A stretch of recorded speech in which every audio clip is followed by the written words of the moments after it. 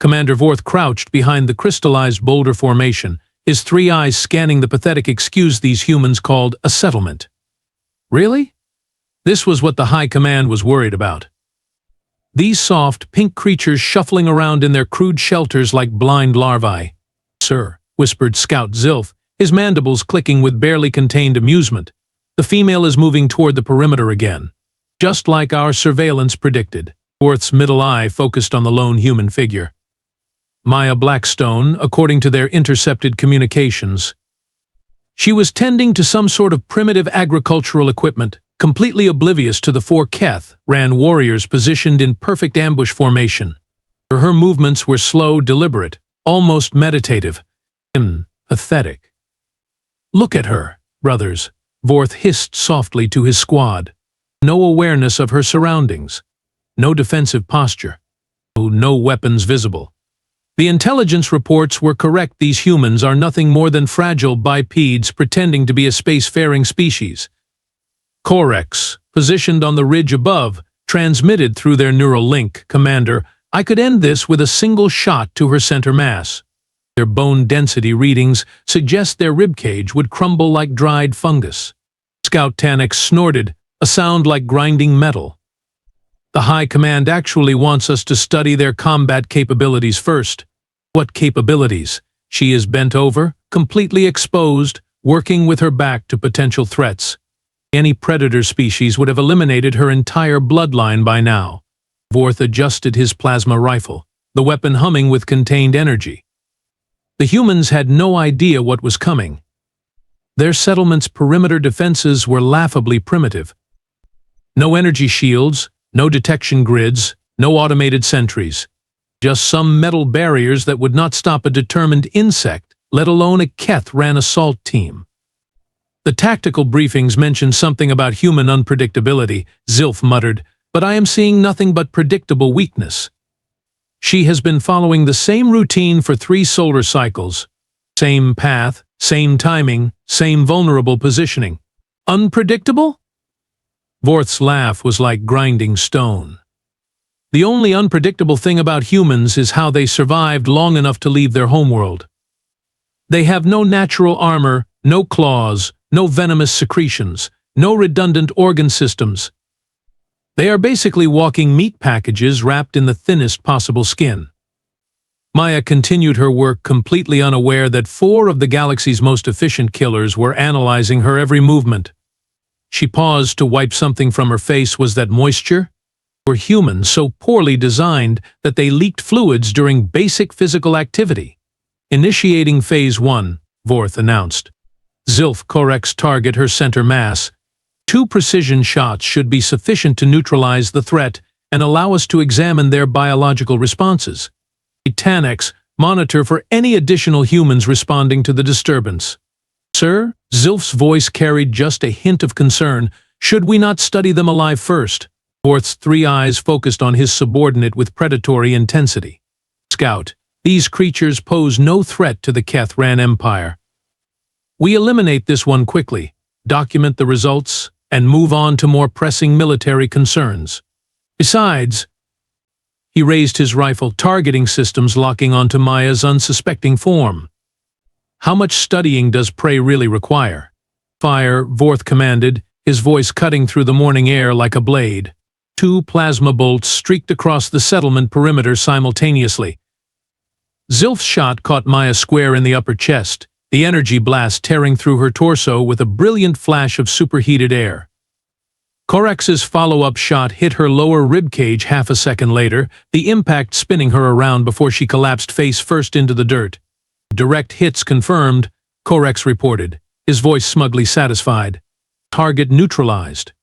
Both shots penetrated center mass, probable organ damage to heart, lungs, and major blood vessels. Vorth lowered his rifle, watching smoke rise from the human's motionless form. "Well, that was disappointing. I expected at least some attempt at evasive action. Even prey animals usually run when they sense danger." Zilf was already moving from his position, mandibles clicking with amusement. "Sir, should we document the kill for our report?" The High Command will want confirmation that human combat effectiveness is as pathetic as preliminary intelligence suggested. Proceed, Vorth ordered, standing and stretching his forearms. Tanex, maintain overwatch for additional humans. Though honestly, if they are all this oblivious to their surroundings, we might complete this entire mission before the next meal cycle. The three Keth'ran warriors approached Maya's fallen form with casual confidence. She lay crumpled near her agricultural equipment, dark red fluid pooling beneath her chest. The plasma burns had torn massive holes through her clothing and flesh, exposing charred tissue underneath. "Look at that primitive circulatory system," Korex observed, crouching beside the body. "A single heart, limited redundancy, and they leak their life fluid everywhere when damaged. How did natural selection ever favor such inefficient design?" Zilf was scanning the area with his rifle's targeting system. "No movement from the settlement, Commander." Either they did not hear the plasma discharge, or they are too frightened to investigate.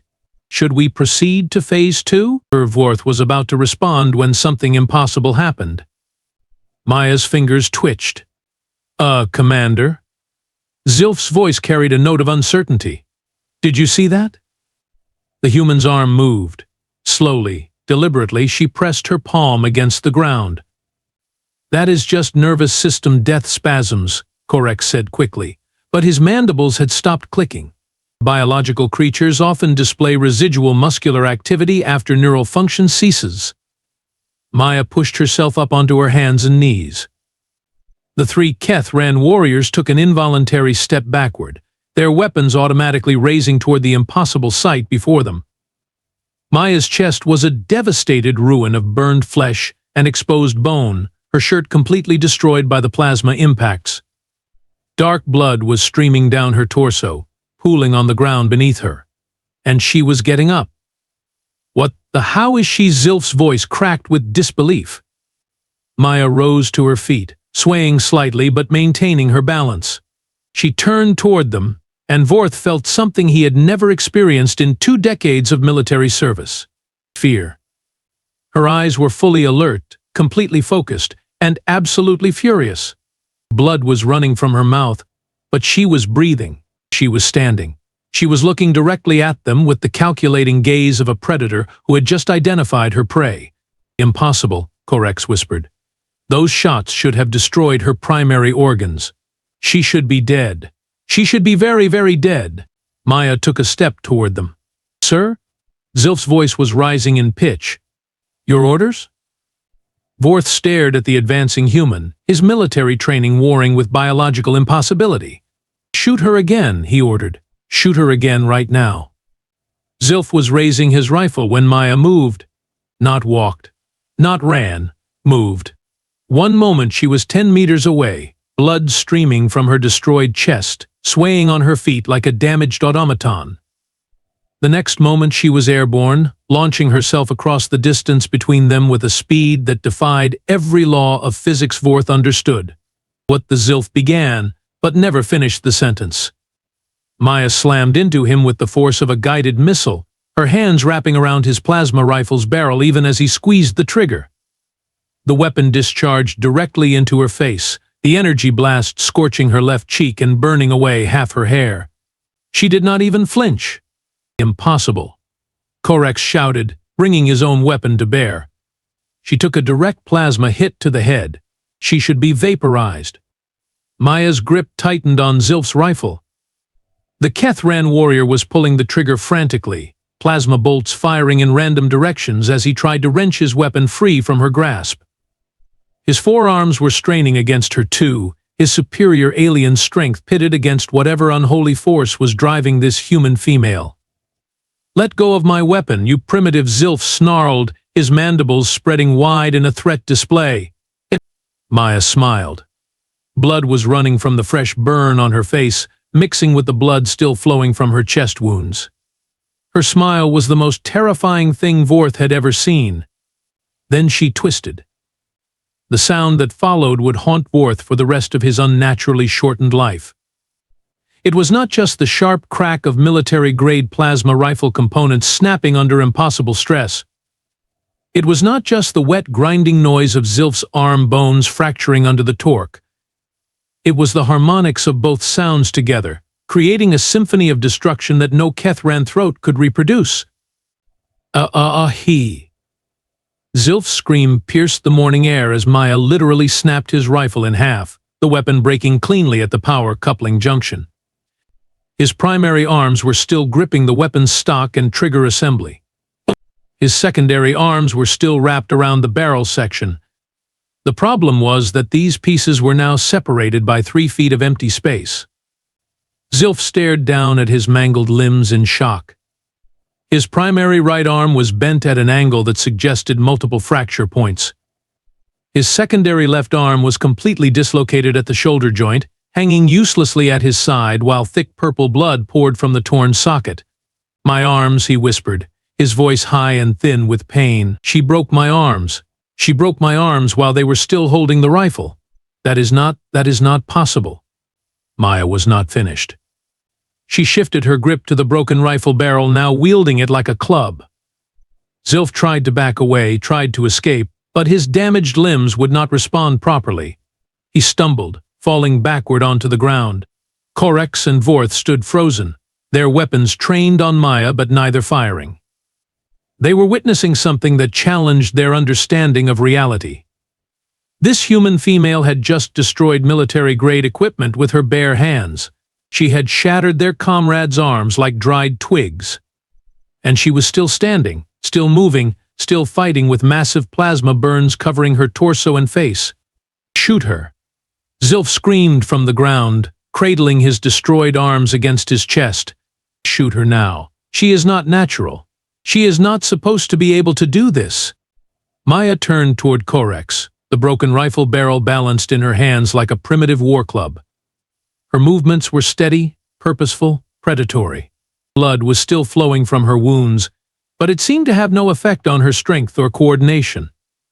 "Commander," Korex's voice was shaking. "What do we do? Our weapons obviously do not work on her. She just destroyed Zilf's rifle while he was holding it. How do we fight something that cannot be killed?" Vorth was calculating retreat options when Maya spoke for the first time. "You shot me," she said, her voice calm and conversational despite the blood running from her mouth. "Twice." She hefted the broken weapon like she was testing its weight. "My turn." Korex fired first. His plasma bolt caught Maya's center mass again, this time punching a hole clean through her abdomen. The energy discharge was so intense that Vorth could see daylight through the smoking cavity in her torso. Any rational being would have collapsed immediately. Most creatures would have been cut in half. Maya staggered backward 2 steps, looked down at the fresh hole in her body, then looked back up at Korex with an expression of mild annoyance. "Really?" she asked, as if he had just interrupted her during a pleasant conversation. Then she charged. Korex had just enough time to scream before Maya's improvised club connected with his primary skull ridge. The broken rifle barrel, still crackling with residual plasma energy, caved in the left side of his cranium with a wet crunch that echoed across the settlement. "No, no, no," Korex stumbled sideways, dark fluid leaking from his fractured skull. "This is not how combat works. You are supposed to die when we shoot you. That is how warfare functions throughout the galaxy." Maya grabbed Korex's rifle with her free hand and yanked it from his weakened grip. Without hesitation, she swung the weapon's stock into his thorax, shattering his primary breathing apparatus. The Keth'ran warrior dropped to his knees, gasping and choking on his own internal fluids. "Commander," he wheezed, looking desperately toward Vorth. "Help me. She is killing me with my own weapon." But Vorth was already backing away, his tactical mind finally overriding his shock. This was not a combat situation anymore. This was a survival scenario against an unknown hostile entity that operated outside all established biological parameters. Tanix. He barked into his communication device. "Emergency extraction. We have encountered a hostile that does not respond to conventional weaponry." "Sir?" Tanix's voice crackled through the comm. "Did you say the humans are not responding to plasma fire?" "No, not humans," Vorth shouted, watching Maya systematically destroy Corex with mechanical efficiency. Human, singular. One female human who will not die. Maya had Corex pinned to the ground now, using his own rifle to methodically break each of his limbs. The sounds were horrific. Snap, crunch, and pop. Each impact accompanied by Corex's increasingly weak screams. She has taken multiple direct hits from military-grade plasma weapons, Vorth continued his report while slowly backing toward the ridge line. Chest penetration, abdominal perforation, facial burns. No effect on combat capability. Repeat, no effect whatsoever. Commander, that is impossible, came the reply from their orbital support ship. Our tactical analysis indicates human physiology cannot withstand even a single plasma discharge. Tell that to her. Vorth screamed, pointing at Maya as she finished dismantling Corex's arms and moved on to his legs. The broken Keth'ran warrior was barely conscious now, his purple blood forming an expanding pool beneath his shattered body. Maya stood over him for a moment, studying her handiwork with the detached interest of an artist examining a sculpture. Then she looked toward Zilf, who was still writhing on the ground, clutching his mangled arms and whimpering. "No," Zilf whispered, his eyes widening as Maya approached. "Please, I am already defeated. I cannot fight anymore. This is against all civilized rules of warfare."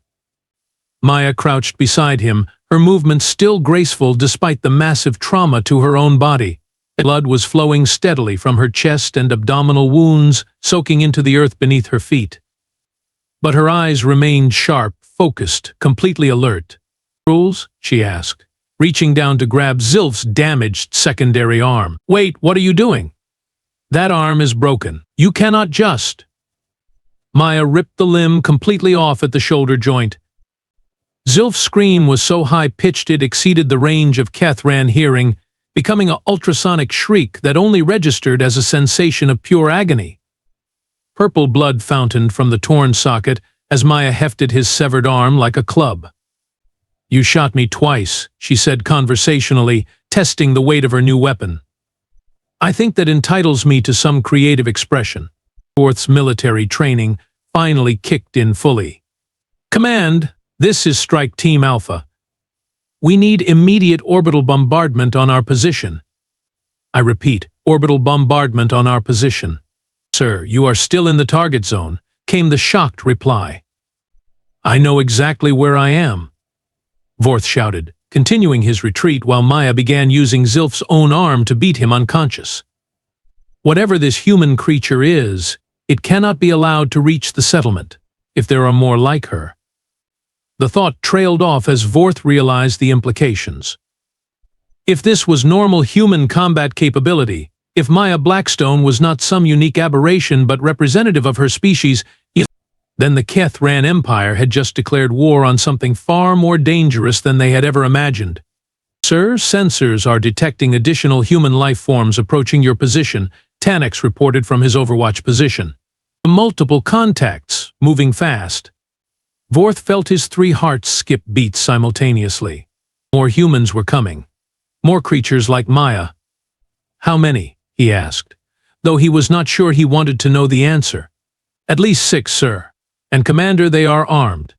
Through his rifle scope, Vorth could see Maya finishing her work on Zilf. The Keth'ran scout was unconscious now, his body a broken collection of fractured bones and torn flesh. Maya dropped his severed arm beside his head and turned toward Vorth's position. Even at this distance, he could see her smile. Blood was still pouring from her wounds. Her left eye was swollen shut from the plasma burn. Half her hair had been burned away. She had a hole clean through her torso that should have killed her instantly. And she was walking toward him with the confident stride of a predator who had just realized she was hunting in a target-rich environment. Vorth scrambled up the rocky slope, his forearms clawing at loose stones as Maya's steady footsteps echoed behind him. She was not running. She was not rushing. She was walking with the patient, methodical pace of something that knew its prey had nowhere to go. "Tannex," he barked into his comm. "Where are you? I need covering fire." "Sir, I am trying to get a clean shot." But she keeps using the terrain to block my line of sight. It is almost like she knows I am up here. Well, of course she knew. Vorth's tactical mind was beginning to process what his emotional centers had already figured out. Maya was not some mindless, rage-driven beast. She was hunting them with intelligence, with strategy. She had positioned herself perfectly to use the settlement's buildings and equipment as cover while pursuing him up the slope. The intelligence reports, Vorth whispered, memory fragments suddenly crystallizing in his mind. Oh, ancestors preserve us, the intelligence reports. There had been mentions. Brief, classified addendums to the main tactical assessments. Incidents involving human military personnel that did not match standard biological parameters. The assault on Station Kepler 7, where a single human soldier had continued fighting for 18 minutes after taking wounds that should have been instantly fatal. The defense of Colony Beta Prime, where human civilians had somehow overwhelmed a Xerian raiding party despite being outgunned 10-1. The High Command had dismissed these reports as exaggerations, propaganda, morale-boosting fiction designed to make human forces seem more dangerous than they actually were. Commander, she just jumped a 12-foot vertical wall. Tanex's voice was shaking. That is not physically possible for a bipedal creature of her mass. Vorth risked a glance over his shoulder. Maya was indeed scaling obstacles that should have required climbing equipment, using handholds that would not support a Keth'ran's weight, while moving with the fluid grace of something that treated gravity as a minor inconvenience. And she was still bleeding. Dark red fluid marked her path like a trail of breadcrumbs, but the flow seemed to be decreasing. Were her wounds actually healing? Or was her circulatory system somehow adapting to compensate for the damage? The Xerian incident on Proxima Station, Vorth muttered, more memory fragments surfacing. 3 human Marines cornered by an entire Xerian assault team. The Marines should have surrendered or died quickly. Instead, they fought for 6 hours. When reinforcements finally arrived, they found 37 dead Xerians and 3 humans who were still conscious despite blood loss that should have killed them 3 times over. Sir, what are you talking about? Tanex asked. The reports we ignored. Vorth was reaching the ridge line now, but Maya was gaining ground despite having to navigate around his destroyed squad mates. The humans do not follow biological rules. They are not supposed to be able to continue functioning after sustaining critical damage, but they do it anyway. Behind him, Maya had reached Corex's broken body. Vorth expected her to continue past the wounded Keth'ran, but instead she paused. She knelt beside the barely conscious alien and began systematically checking his equipment pouches. What is she doing? Tanex whispered. Maya found what she was looking for. Corex's backup power cells. She examined them for a moment, then began rewiring something with the casual expertise of a trained technician. She is making a bomb, Vorth realized with growing horror. She is turning our own equipment into improvised explosives. She is not just strong and resilient, she is intelligent, tactically aware. She is thinking 3 moves ahead while we are still trying to understand what happened to move 1. The power cells in Maya's hands began to glow with contained energy. She had somehow jury-rigged them into a proximity device. She placed it carefully near the path Vorth would have to take if he tried to retreat down the opposite side of the ridge. She is hurting us, Vorth whispered. She knows exactly where we are positioned, she knows our likely escape routes, and she is systematically cutting off our options. Maya stood up from her improvised trap and looked directly toward Vorth's position. Even at this distance, he could see her expression clearly. There was no rage there, no mindless fury or bloodthirsty excitement. There was cold, calculating intelligence. The look of a predator who was enjoying the chess game as much as the hunt. Tanex, Vorth said quietly. Do you have a clear shot? Yes, sir. Perfect line of sight. Take it. Kill her now. The plasma bolt struck Maya square in the head, the energy discharge bright enough to leave after images in Vorth's vision. When the light faded, Maya was gone. Target eliminated, Tanex reported, relief flooding his voice. Direct cranial hit. No organism can survive that level of neural damage. North waited, counting seconds, watching the smoking crater where Maya had been standing. A hand grabbed his ankle from behind. "Hello," Maya said pleasantly, as if greeting an old friend. Lieutenant Krex's transport skimmer touched down 50 meters from the ambush site, its engines kicking up clouds of dust that should have provided excellent cover for the 8-warrior reinforcement team. This was supposed to be a simple cleanup operation. Extract the advance team, secure any human prisoners for interrogation, and establish a forward base for the main invasion force. "Strike Team Alpha, this is Backup Squad Theta," Krex announced over the comm channel. "We are on site and ready to assist with prisoner extraction. What is your status?" "Silence. Illens. Commander Vorth, please respond. We are detecting multiple energy discharge signatures from your position." Still nothing. Krex gestured to his squad, and they advanced in perfect formation toward the settlement perimeter. Their thermal scanners were picking up heat signatures scattered across the area, but the readings were confusing. Some signatures were too cool to be living Keth'ran, while others seemed to be moving in patterns that made no tactical sense. "Sir," reported Sergeant Volk, studying his scanner readings, "I am detecting what appears to be improvised explosive devices positioned along our primary approach route. The energy signatures match our own power cell technology." Krex paused, mandibles clicking thoughtfully. "The humans managed to salvage our equipment? That would require considerable technical knowledge. Or they had help from captured squad members," suggested Trooper Hex. "Perhaps Strike Team Alpha was forced to reveal technical specifications under interrogation." The first trap detonated when Trooper Nax stepped on a concealed pressure plate. The explosion was not particularly large by military standards, but it was precisely positioned to collapse a section of rocky overhang directly onto the advancing formation. 3 warriors were buried under falling stones, their exoskeleton armor cracking under the impact. "Ambush." Krex shouted, diving for cover. "Defensive positions. Watch for human snipers." But there were no snipers. Instead, something far worse emerged from the settlement. 3 humans approached the Keth'ran position with casual confidence. The female in the lead was covered in blood, her clothing torn by what appeared to be plasma weapon impacts. Behind her, a tall male human with graying hair carried what looked like a piece of Keth'ran rifle barrel. The third human, a smaller female with dark skin, was holding what appeared to be a Keth'ran combat knife. "Lieutenant," whispered Volk, "those humans are carrying our equipment as weapons." "How did they acquire military-grade Keth'ran armaments?" Krex studied the approaching figures through his rifle scope.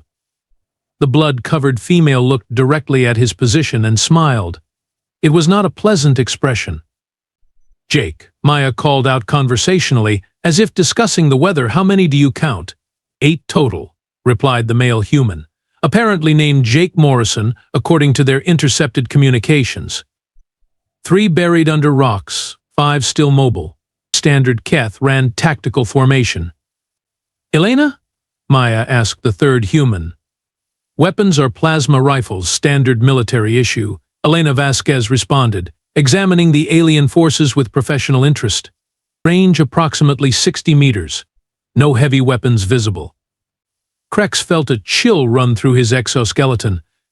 These humans were conducting tactical analysis. They were discussing Keth'ran military capabilities like experienced soldiers evaluating an enemy force. "Open fire," he ordered. "All units, concentrate fire on the primary targets." 5 plasma rifles discharged simultaneously. The energy bolts struck all 3 humans center mass, the impacts bright enough to leave after images. When the light faded, the humans were down. "Targets neutralized," reported Hex. "Clean kills on all 3. "Maintain overwatch," Krex ordered, but something felt wrong. The humans had fallen too easily. After the reports of impossible resilience from the orbital command, this seemed. Jake Morrison sat up, looking annoyed. The plasma blast had burned a hole completely through his torso, but he was examining the wound with the clinical interest of someone inspecting a minor scratch.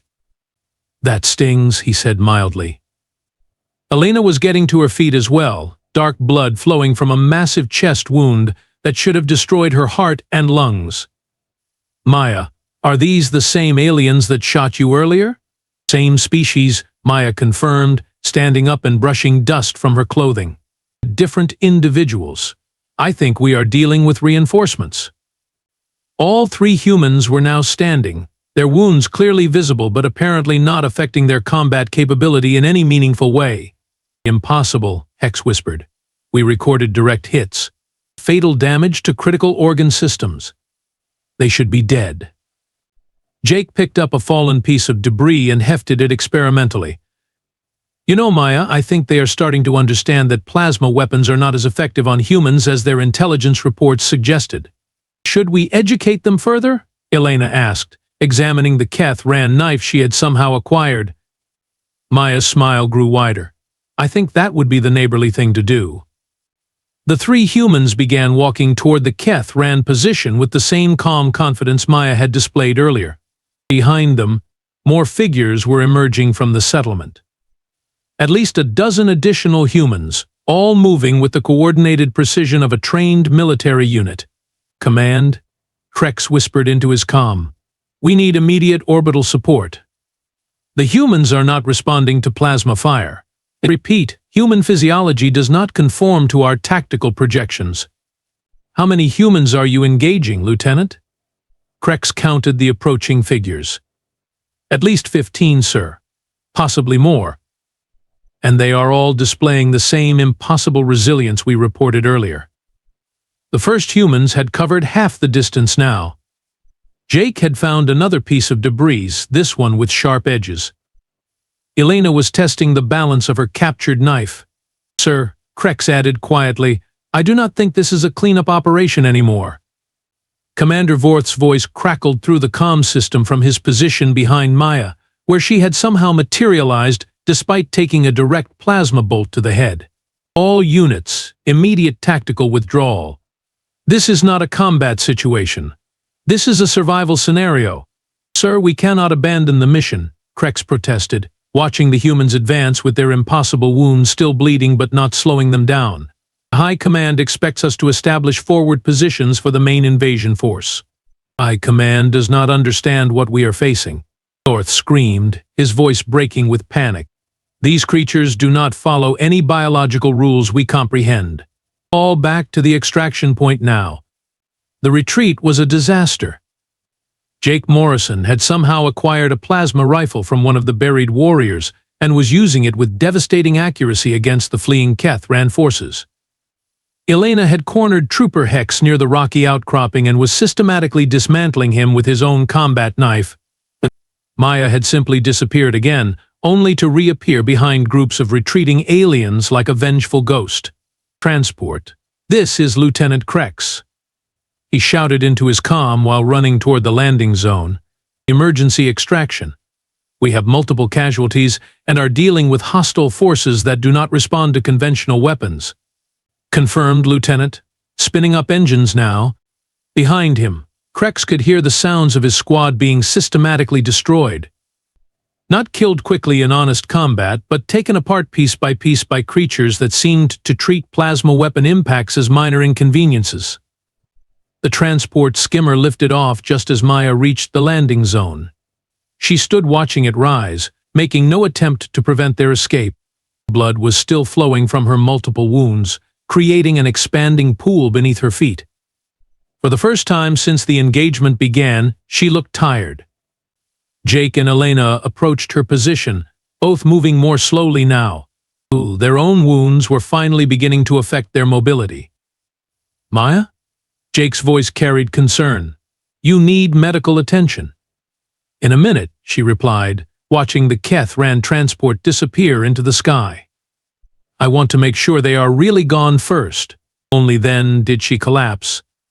12 hours later, aboard the Keth'ran command vessel in high orbit, Vorth stood before Admiral Thick's car, trying to explain how an 8-warrior reconnaissance mission had been utterly destroyed by a handful of human civilians. You are telling me, the Admiral said slowly, that a single human female sustained multiple direct plasma rifle hits and continued fighting? Yes, sir. and that she somehow survived a direct cranial shot and materialized behind your position. Yes, sir. And that the reinforcement squad encountered 15 additional humans, all displaying the same impossible resilience. Yes, sir. Vorth's mandibles clicked nervously. Admiral, the intelligence reports we dismissed as propaganda, they were not exaggerations. If anything, they understated human combat capabilities. Admiral Thick's car studied the tactical recordings from the engagement, his three eyes focusing on Maya's impossible recovery from wounds that should have been instantly fatal. How many casualties did we sustain? 11 dead, 3 critically wounded, out of 12 total warriors, against 15 human civilians. Sir, I do not think they were civilians. The Admiral's attention sharpened. Explain. Their tactical coordination, their technical knowledge, their weapon handling, these were trained soldiers, sir. The entire settlement may be a disguised military installation. Thick's car leaned back in his command chair, processing the implications. If human settlements were actually fortified military positions staffed by warriors who could survive multiple plasma weapon impacts. New standing orders, he announced to his staff. No Keth'ran forces are to engage human targets without overwhelming numerical superiority. If all human settlements are to be classified as hardened military targets. And I want a complete review of every intelligence report involving human combat performance. He paused, studying the image of Maya standing in a pool of her own blood, watching their transport escape. Also, he added quietly, begin preparations for a strategic withdrawal from this sector. If the humans have more settlements like this one, we may have picked a fight with the wrong species. In the medical bay of the human settlement, Maya was finally receiving proper treatment for her wounds. The plasma burns were severe, but the colony's medical team was optimistic about her recovery. You know, she said to Jake as the medical scanner completed its analysis, I think we might have made an impression on them. Jake looked out the window toward the sky, where occasional flashes of light indicated Keth'ran ships moving to higher orbits. I think you might be right, he replied. The question is, what are they going to do about it? 3 days later, Commander Vorth stood in the observation deck of the retreating fleet, watching the human colony shrink to a distant point of light. His mandibles had stopped clicking entirely. Some experiences, he had learned, were too profound for normal expressions of emotion. Sir, his aide approached cautiously. The fleet tactical assessment has been completed. My command wants your final recommendations regarding human engagement protocols. Vorth continued staring at the receding planet. Tell them that everything we thought we knew about warfare just became obsolete. Across the Keth'ran Empire, military databases were being frantically updated. Human threat classification, upgraded from minimal to extreme caution required. Recommended engagement parameters, avoid unless absolutely necessary. Minimum force requirements, overwhelming numerical superiority with orbital support. But Vorth knew the truth that his superiors were still struggling to accept. Numbers would not matter. Orbital bombardment might not matter. They had spent centuries perfecting the art of hunting prey that followed predictable biological rules. Humans, apparently, had never read those rules. There is something else, sir, his aide continued. Long-range sensors are detecting increased activity in human space. Ship movements, construction projects, communications traffic. Intelligence believes they may be mobilizing. Vorth finally turned away from the observation window. Where? There's. Mobilizing for what? Unknown, sir. But the patterns suggest they are preparing for something significant. As the Keth'ran fleet jumped to hyperspace, fleeing from a single human settlement, Vorth could not shake the feeling that they had just awakened something that should have been left sleeping. The hunters, he realized with growing dread, had just become the hunted.